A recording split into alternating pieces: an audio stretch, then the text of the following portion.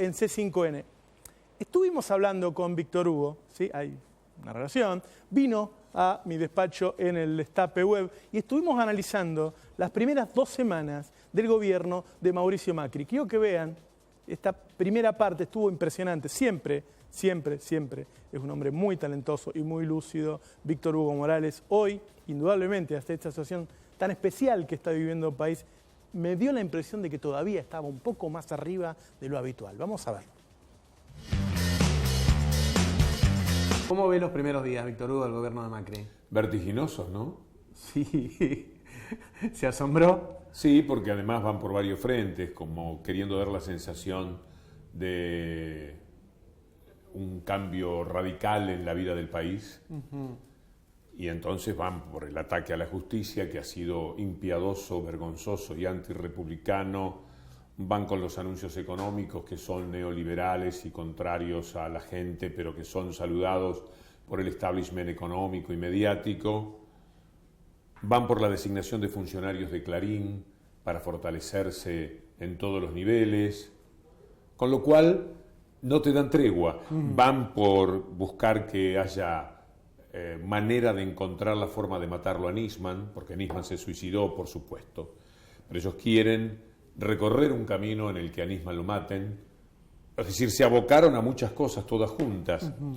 Han creado una alianza, una relación que va a ser de amor-odio, de celos, de envidias, pero que tiene mucho poder en sí misma, que es Lorenzetti Macri, como 2 arietes en la vida nacional de Héctor Mañeto, que es el gran jefe para mí, y me parece que es difícil discutirlo.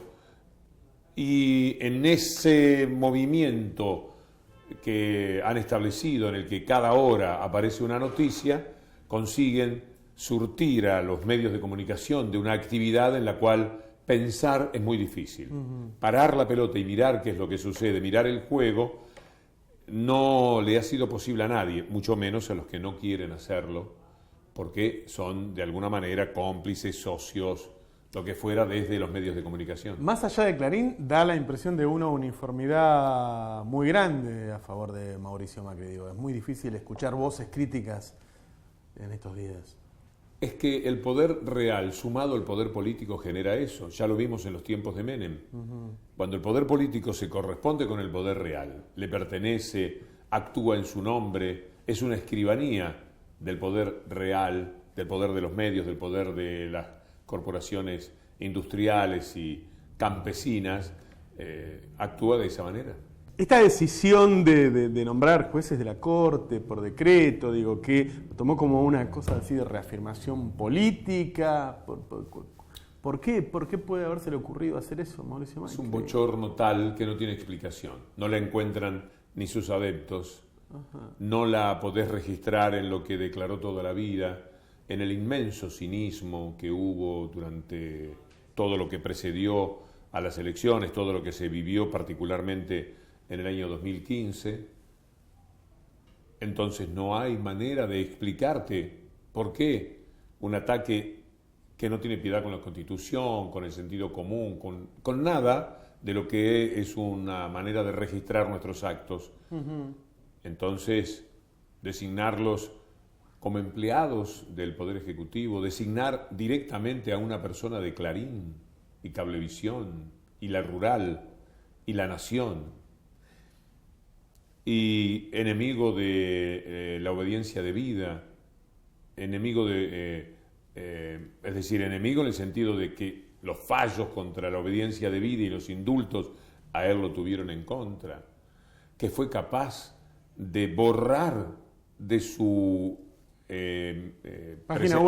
página web que trabajaba para Clarín, él o sus trabajadores o quien fuera, pero indudablemente con aceptación o con orden de él, porque sabe que de esa manera no puede ser juez. Si en enero tiene que resolver la Corte el tema de la cautelar, y en febrero, marzo, abril va a tener que seguir tomando medidas que tienen que ver con las muchas causas que tiene Mañeto, con todo lo que Clarín tiene denunciado contra otros y todo lo que está denunciado contra Clarín.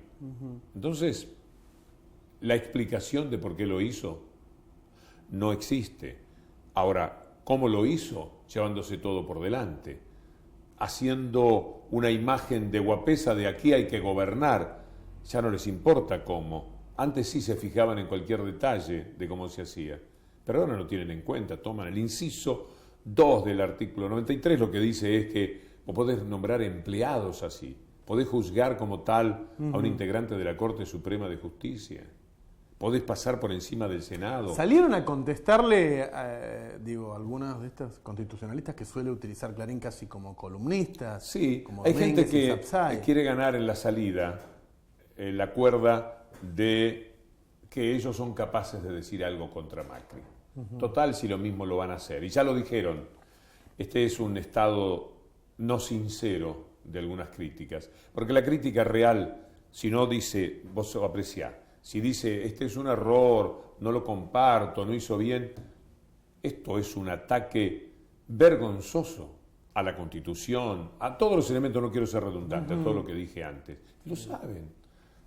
Y no lo dicen de esa manera. Entonces un poco se cubren, procurando ganar un crédito para las futuras opiniones que den a favor del sistema. Porque de todas maneras, lo de la Corte opaca lo que han sido las decisiones económicas de esta semana. Y ahí quería llegar. Una catarata yo no sé si las tiene bien consolidadas, porque hay algunas cosas que son muy técnicas. Para mí se han tirado un lance en muchas cosas. Ajá. O sea, ellos han apostado a generar una imagen y que de esa imagen salgan cosas positivas en lo que ya es escasamente positivo para la gente. Pero por lo menos para esa estabilidad y esa supuesta tranquilidad que ellos quieren en la relación con el poder económico internacional, con el poder económico nacional. Necesitan aguas que se tranquilicen, tratan de dar una imagen y a mí me parece que eso es lo que... Ahora, este tema de terminar con el control de cambios, o lo que ellos le llaman el cepo, tiene una gran aceptación social. Digo, yo escuché gente saliendo a festejar, tocando bocina. Tiene una gran aceptación del establishment, pero cuando la gente se dé cuenta que esto se traslada a los precios y que va a pagar un 40, un 50% más de lo que pagaba hace un mes, y cuando se dé cuenta que la compra de dólares no es algo que acompañe el andar del 80% de la población y que tiene que ver con unas pocas personas, cuando se den cuenta de la engaña pichanga, que significa que digan, podés comprar hasta 2 millones de dólares, mirá la libertad que tenés. ¿Y quién los tiene? El taxista que trabaja, ese taxista que como estereotipo, porque no son todos iguales, tanto protestaba por la falta de libertad para comprar dólares, hizo 1.000 pesos ayer y se levanta con 600 al otro día. ¿De qué le sirve poder comprar 2 millones de dólares? Esto le interesa a los que tienen posibilidades, a los que tienen además ahora, sin muchos controles, la chance de ir y decir, dame 2 millones de dólares. Perdón, ¿de dónde es el dinero para comprarlo? Ni siquiera te van a preguntar eso. Entonces la gente tiene una fantasía, que alguien va con una bolsa de millones de pesos y dice, los mete por la ventanilla y dice, deme 2 millones de dólares y se los dan. Es una fantasía, una locura. Esto atañe a muy pocas personas en el país. Uno de los logros que le reconocían todos al kirchnerismo era que había conseguido blanquear una buena parte de la economía. En Latinoamérica más o menos la mitad de la economía de los países es negra y la mitad es blanca, y acá lo habíamos bajado a un tercio, un poco menos. Ahora se permite nuevamente comprar sin pedirle permiso a la AFIP, es decir, sin demostrar antes que ese dinero es bien habido, que ese dinero fue ganado en blanco. ¿Por qué ir atrás con eso? ¿Cuál era? No hay una razón económica para eso. Nada les importa en términos éticos ni políticos con tal de hacer lo que tienen que hacer. Y lo que tienen que hacer es muy importante para ellos. Lo que tienen que hacer es favorecer a las cerealeras, que son las que han marcado el ritmo económico del país en este tiempo, sentados sobre los dólares para que el dólar modificara su cotización. Son los Roca que necesitan bajar el costo de los salarios. Son las fortunas muertas porque quizás no tienen actividad y que necesitan de lo financiero. Si vos sos Fortabat y tenés la suerte de que Prat Gay sea tu administrador, o lo fue hasta que empezó en el gobierno, supongo que ahora no estará cumpliendo con ese empleo. Si vos tenés quien te pueda movilizar la economía, de tener, si sos dueño de 1.000 millones de dólares, pasar a 15.000 millones de pesos, en vez de tener 10.000 millones de pesos. Vos ganaste 5.000 millones en un pase de mano de un momento para el otro. te acostaste con 10.000 millones de pesos y te levantaste con 15.000 millones de pesos. Si sos Roca tenés una diferencia de 5.000 millones de pesos para pagar sueldos a las risas, sueldos que en dólares además valen menos que antes. En consecuencia, si vos tenés semejante influencia, si vos sos Mañeto y tenés la mayor parte de tu dinero afuera y de buenas a primeras podés ganar esto, por supuesto que vas a operar para que las cosas sean así. Ahora, ¿cómo se sostiene en el tiempo? Y va a tener que ir dentro de 2 años a una elección, si aparentemente todas las medidas van para la misma parte de la sociedad y en contra del otro. Alguien debe estar haciendo política y pensando, bueno, ¿cómo nos va a ir en la próxima elección? Van a tomar mucho préstamo, seguramente. Van a hacer valer esos préstamos para mantener ciertos equilibrios. A la larga serán para pagar la deuda. Y a la corta también, en principio, porque buena parte del dinero será para pagarle a los fondos buitres. Fondos buitres que a lo mejor son un poco más tolerantes porque saben que ahora pueden entrar en otro tipo de negocios. Y que esos negocios serán atendidos por otro tipo de gobierno que no tiene un criterio de soberanía ni de representación de los intereses de la gente como asumió el gobierno anterior. Entonces con esa gente son más del palo. Podés hablar de otra manera, podés decir, bueno, mira, esto me lo pagas un poquito más adelante, te voy a poner tal interés, te asegurás que vas a cobrar porque es gente que te va a pagar, porque es gente que no te va a discutir la procedencia de esa deuda, no te va a decir, pero ¿cómo ustedes que son el 7% procuran modificar todo un acuerdo hecho con el 93%? ¿Dónde existe eso? ¿En dónde hay que superar el 60, el 66% del pago de una deuda para que todos entren dentro de esa deuda? ¿Se entiende lo que digo? Sí, ¿no? absolutamente. Planteado en estos términos, parece que fuera un grupo de malas personas que quieren perjudicar al pueblo. Yo conozco a algunos desde hace bastantes años, como Rogelio Frigerio, como Federico Sturzenegger, como Pinedo, y no pienso eso de ellos. No pienso que sea mala gente que quiere perjudicar al pueblo. Cuando uno ve las medidas, ve que hay. ¿Cuál es la lectura desde lo humano de un grupo de personas que ellos creen en un Dios diferente al de otra gente? Es decir, es un católico que se lleva por delante a Buda y a otras religiones. La religión de ellas es el mercado, es lo neoliberal, es la amplia libertad para los negocios, que es el mundo donde se desenvuelven, cuestión de filosofía de vida, y no se pueden parar a mirar a la gente salvo para una atención, una limosna, una pequeña oportunidad, un gesto generoso con el que además se sienten bien. El tema acá son las políticas públicas, y las políticas públicas ellos las instrumentan de acuerdo a una manera de pensar que, por otra parte, no hay nada para descubrir. Yo tengo un libro que se llama Un grito en el desierto. Yo desafío a cualquier persona que abra el libro en cualquier página, la 60, la 80, la 90, la 100, la 204. Sí. Y se va a encontrar con estos mismos criterios. ¿Por qué? Porque nos entrenamos con el neoliberalismo en los años 90, supimos exactamente qué es lo que hace. Tampoco eran malos, no son personas que andan causando un daño intencionadamente, claro.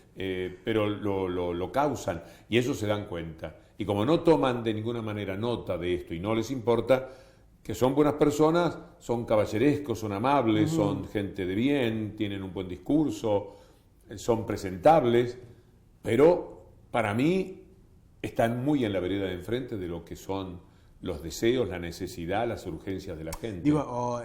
Trasladándolo a gobiernos conservadores, hay en los Estados Unidos, hay en Inglaterra, hay en Francia. Nosotros quizás no estemos acostumbrados aquí, pero coexisten y cambian cada 4 u 8 años y se alternan.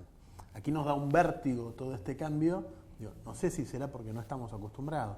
Es posible que nos habíamos hecho a la idea de que se iba a discutir el mundo y el país dentro de los parámetros que se habían creado en los últimos 10 o 12 años o 15 años en América Latina.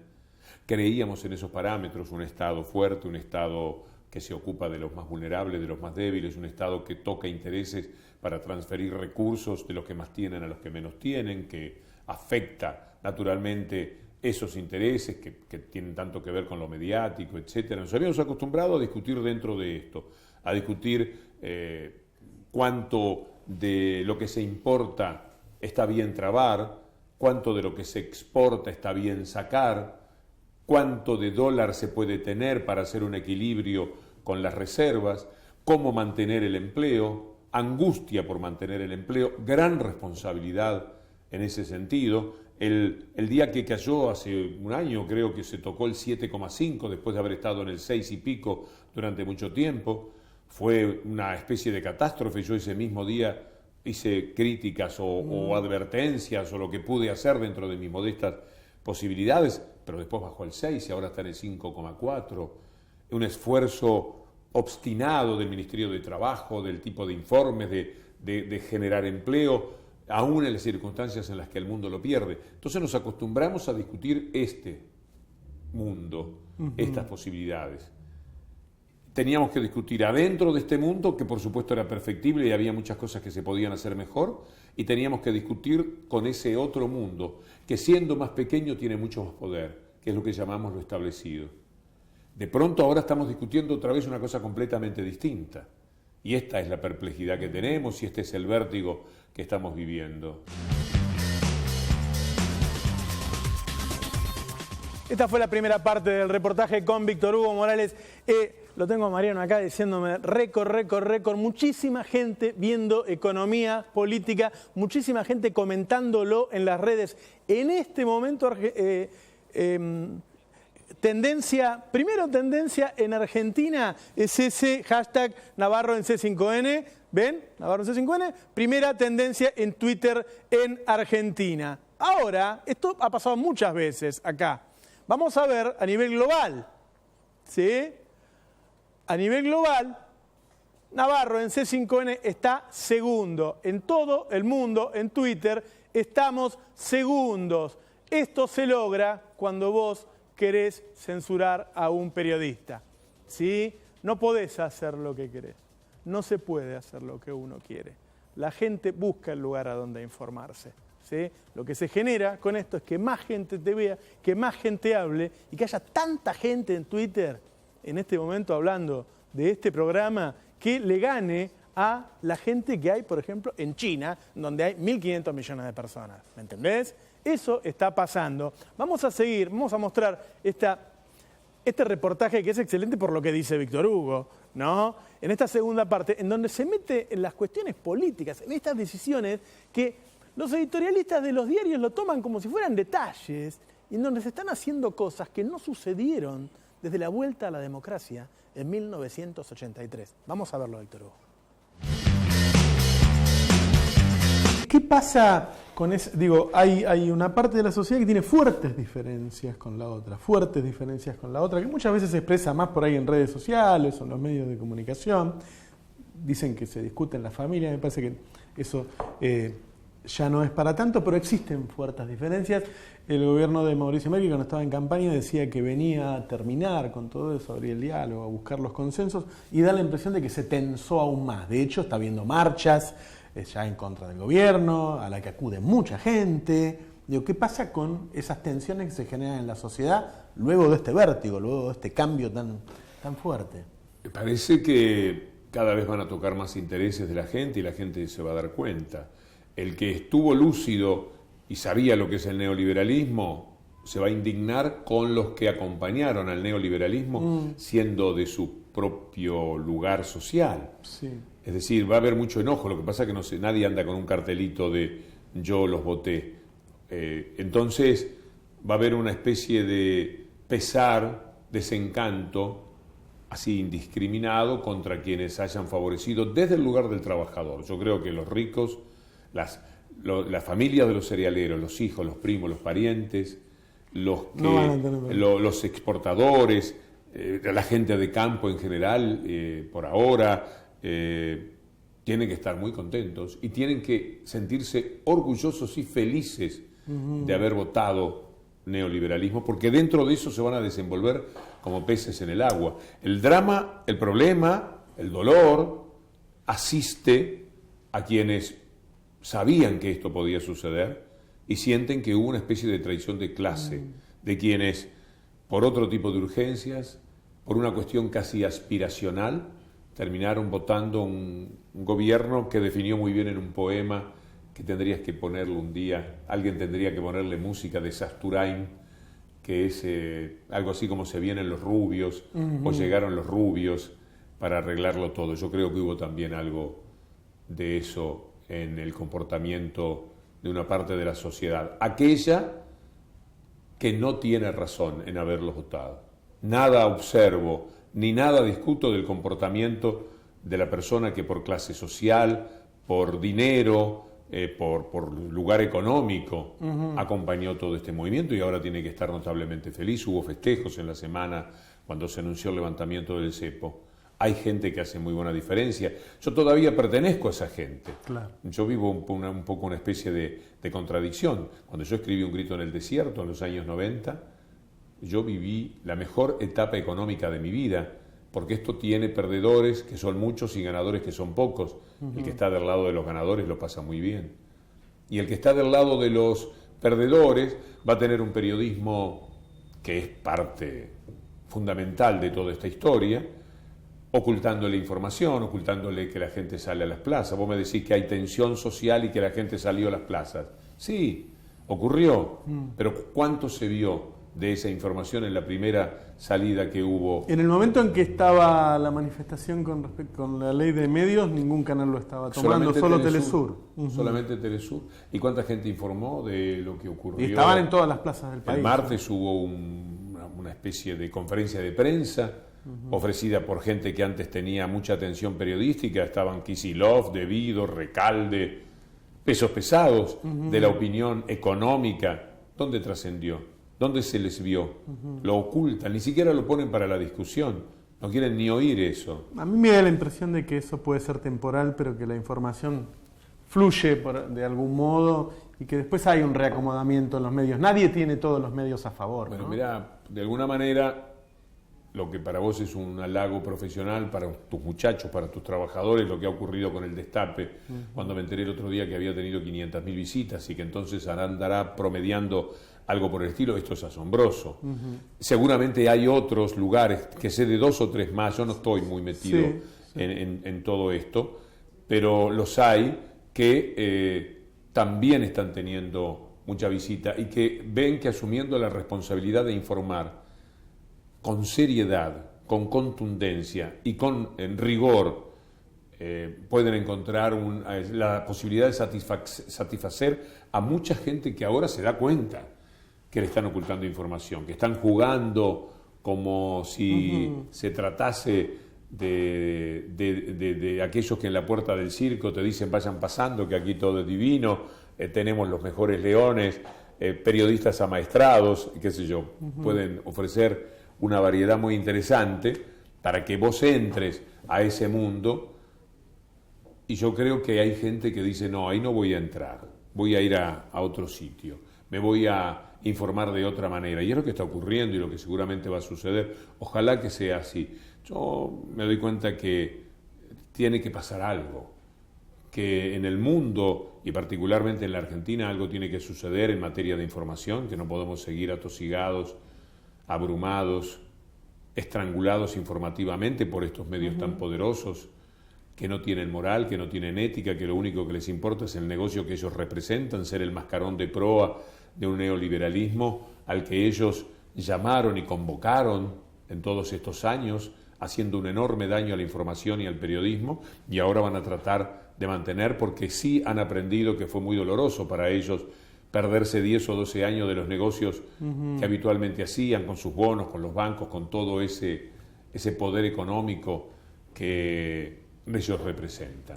Hubo un hecho político que fue noticia, pero que claro, como al otro día asumió Mauricio Macri, se dejó de hablar del tema, pero que a mí me dejó impresionado, y es que una presidenta la gente haya ido a despedirla en masa.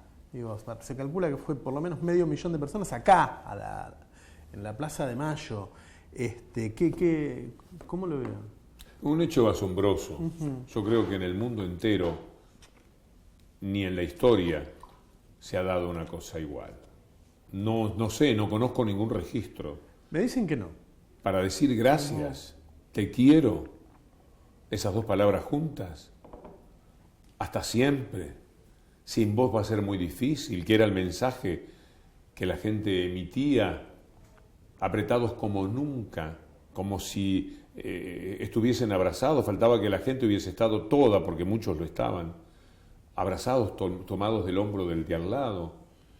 Generar algo así es haber hecho una cosa importante. Podrán discutirse muchos hechos, ciertas formas, pero ahí tiene que haber habido un contenido muy reparador para los que estuvieron al margen siempre, para los que fueron invisibilizados, para los que ahora ascendieron a la calidad de personas, para los que ahora, cuando el Estado no reparaba en ellos, se encuentran mensualmente yendo a una ventanilla y diciendo su nombre y dando un número y cobrando una jubilación que no tendrían, o cuando se registra que los chicos tienen una escolaridad del 98%, o cuando se da una mortalidad infantil que bajó del 23 al 11, al 10, y vos te haces una presentación de que eso implica imaginarte mucho menos dolor de miles de familias. Y ahí estaba esa gente para decir gracias por esto. La empleada doméstica, que no era ni vista, de la que no se sabe el nombre en muchos lugares, y que de pronto tiene derechos y sabe cuántas horas tiene que trabajar y cuántos días le corresponden de libertad, y te puede mirar a la cara y te puede mirar a los ojos para exigirte esa responsabilidad que tiene su empleador. Me parece que las personas que estaban absolutamente abandonadas por el Estado, por un Estado que los había abandonado antes cuando eran trabajadores, que los abandonó siempre, y que de buenas a primeras los llaman y le dicen venga que lo vamos a jubilar, y sabe que jubilar se va aprendiendo, y dice pero ¿cómo? Yo me jubilo, pero decían que la plata es poca, pero caramba, no es tan poca comparado con nada, que era lo que yo tenía antes, nada. Pero además, ¿cómo es esto de las excursiones? ¿Cómo es esto de la salud? ¿Cómo es este amparo que me dan? Estamos hablando de millones de personas que estaban allí, representadas por esa gente. Así que, gracias, te amo, te quiero, hasta siempre, no nos olvides, te esperamos, que era un poco el himno que tenía toda esa gente en la plaza. Parece procedente y muy respetable, muy digno de no haberle puesto la jura de los ministros de la ciudad de Buenos Aires, como hizo TN, interrumpiendo ese discurso, esa manifestación de alegría y de gratitud, para poner a Larreta diciéndole a sus ministros juráis, ministro de la ciudad de Buenos Aires, un municipio, frente a un hecho grande, importante, para algunos glorioso, de lo que se recogía en todo el país, y el comportamiento de los medios internacionales, omitiendo, lo viste en CNN, se vio en O Globo, se vio en las cadenas españolas que han estigmatizado a los gobiernos progresistas de América Latina. Bueno, todo eso marca también las dificultades que va a tener este gobierno cuando la gente vaya haciendo memoria de cada derecho que pierde, cuando llegue el momento en que, como el aumento va a ser tan poquito, ¿cómo es esto? Bueno, que la coparticipación ahora es menor, que está herida, que las provincias van a recibir menos dinero, pero ¿cómo es esto? Y eso se va a traducir en imposibilidades que ya conocemos de antes. He leído mucho de la historia de la coparticipación recientemente por un trabajo de una colega que se llama Julia Estrada, que le digo, mira, mis nociones son modestas cuando quiero profundizar en el tema. Y me hizo algo que ojalá pueda publicar porque me pareció un trabajo estremecedor de información. Y leyendo todo esto me doy cuenta por qué muchas provincias levantaron cabeza y por qué hay algunas provincias que están enojadas. El límite es esa plaza. El límite es aquellos derechos que la gente se acostumbró a tener, aquello de empoderarse de los derechos, está en la gente, es un registro, aún de quienes se puedan haber traicionado votando neoliberalismo, está en la gente. Y ese es un límite, tocar el empleo, que empiecen a quedar empresas que cierran, pymes que no pueden resistir, trabajadores a los que no se les paga o que vuelvan a ser tomados solo el negro, saltando otra vez del 34% de trabajo informal al 55% que hubo en algunos momentos, retornando a aquello que parecía estructural en vez de seguir apisonando lo que era el registro de la actualidad, pasar de 34 a lo que a mí, por intuición, me parece que es el límite, 25, 26, 27%, que hubiera sido glorioso, aunque seguís teniendo 27 o 28 trabajadores informales. El límite está en el corazón de la gente, está en el registro de la gente. Tendrán que tener bastante cuidado. Ahora están muy embalados y hacen los anuncios y dicen que es una buena noticia. Práctica y dijo, les traigo una buena noticia. Parecía de la Rúa. Qué lindo es dar buenas noticias. Pero la noticia era tremenda para muchísima gente. La noticia era que con 7.000 pesos, que gana el 87% de la gente más o menos, Claro. con 7.000 pesos vos ahora tenés que afrontar un aumento de un 40%, que ya está instalado y que todavía puede ser mayor. Y entonces en vez de 7.000 vas a pasar a tener 4.000, ni hablemos en dólares. ¿Y la inflación estará acompasada por el salario? Será difícil. Hasta ahora, nosotros toda la vida hablábamos de inflación, vos no, porque vos sabés, pero yo, que no sabía la relación inflación-salario, es decir, lo podía intuir, pero no lo tenía tan preciso. Fueron años y años de una inflación alta, pero un salario que siempre lo alcanzaba y lo superaba. En fin, hay límites. Y al mismo tiempo está el deseo de que no se deteriore tan rápidamente como uno piensa que puede suceder todo esto. Una última pregunta sobre algo que uno está acostumbrado a hablar, a escuchar hablar de cultura. A mí cuando fui al Centro Cultural Néstor Kirchner, es un lugar fabuloso, ¿no? De lo más lindo que uno ha visto en el mundo. Sí, yo he sido un habitué. Bueno, y a donde, además, uno puede ir ahí de traje, como salió de trabajar, y al lado puede haber un obrero viendo ese espectáculo maravilloso en un lugar de excelencia, gratis. A mí cuando fui 2 veces, me dio la impresión de que era un símbolo de lo que había pasado en la década.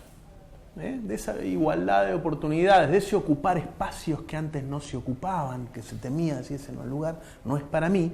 Bueno, ya hubo un anuncio que va a dejar de ser gratuito.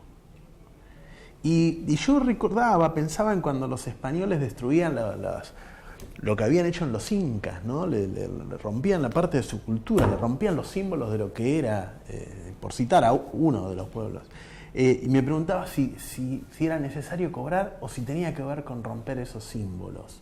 Cobrar para entrar al Centro Cultural Néstor Kirchner. Hay ámbitos que son una responsabilidad del Estado para darle justamente a la gente la oportunidad de recrearse y también de mejorar su nivel cultural, su aprendizaje.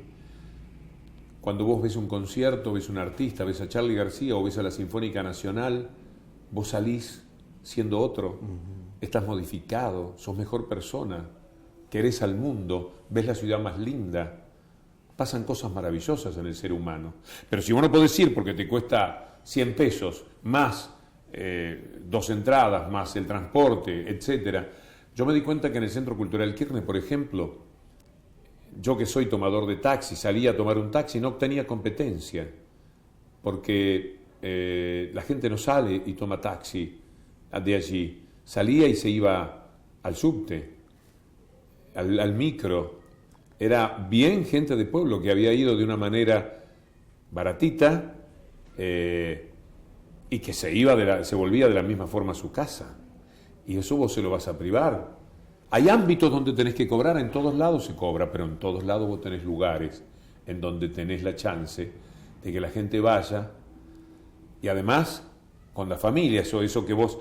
¿Cómo haces para ir con tu mujer y tu hijo mayor y compartir un concierto que tenés ganas? ¿Cómo hace el que ama a Spinetta en un recital en el que le van a cantar todo lo de Spinetta para ir el padre que vio Spinetta y el hijo que también quiere Spinetta y la mujer? Tenés que luchar por las entradas y cuando las conseguís te sentás allí y disfrutás todos juntos. Había un clima de familia, lo hay todavía, No nos adelantemos, yo no creo que finalmente lo hagan. No pueden ser tan egoístas y además sería incoherente, porque en la usina del arte también se da gratis. Y yo también soy habitué de la usina del arte.